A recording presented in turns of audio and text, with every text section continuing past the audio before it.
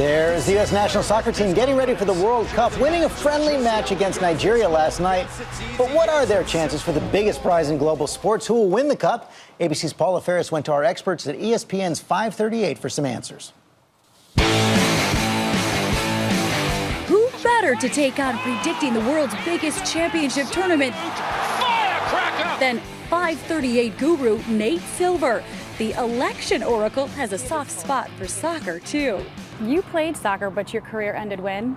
I think in 6th or 7th grade. It was my least worst sport. I was only kind of terrible at soccer. And now Nate and his team have whipped up their World Cup forecast. So it's all based on numbers.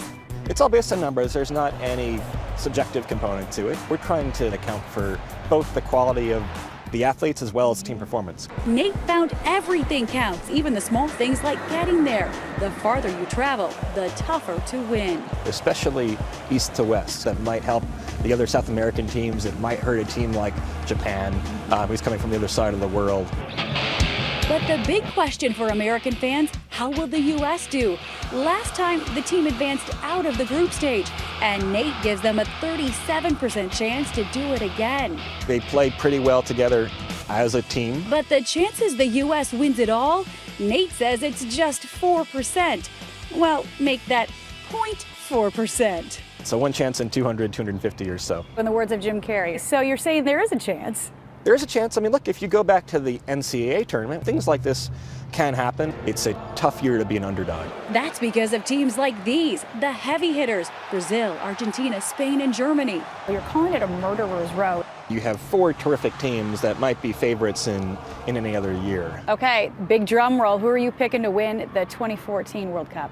So it's Brazil's cup to lose. I wish I had a more dramatic answer for you, but I feel like anyone who doesn't say Brazil is trying too hard to be contrarian. Way to go out on a limb.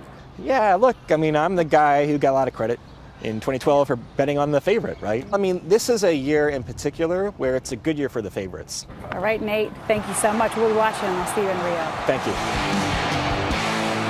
Nate's full World Cup predictions tomorrow on 538.com. Now let's go back to Rio. Right now we're going to see Julie Foudy, ESPN's Julie Foudy. Look at the scene there where the World Cup is going to begin later this week. Of course, Julie Foudy won the World Cup twice for U.S. women's soccer. Julie, we just heard Nate's hard truth, 0.4% chance for Team America. Even the coaches said the team can't win. I know, and although, George, they looked good last night, the U.S. against Nigeria, it's probably pretty realistic because all the big boys are here, as you heard Paula say. However, here's the good news for the United States.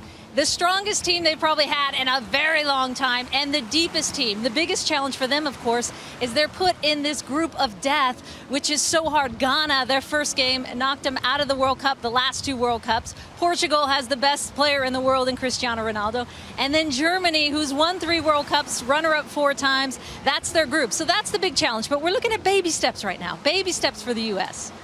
And how do you handicap the Cup overall? You agree with Nate that anyone who picks Brazil is really trying too hard to be contrarian?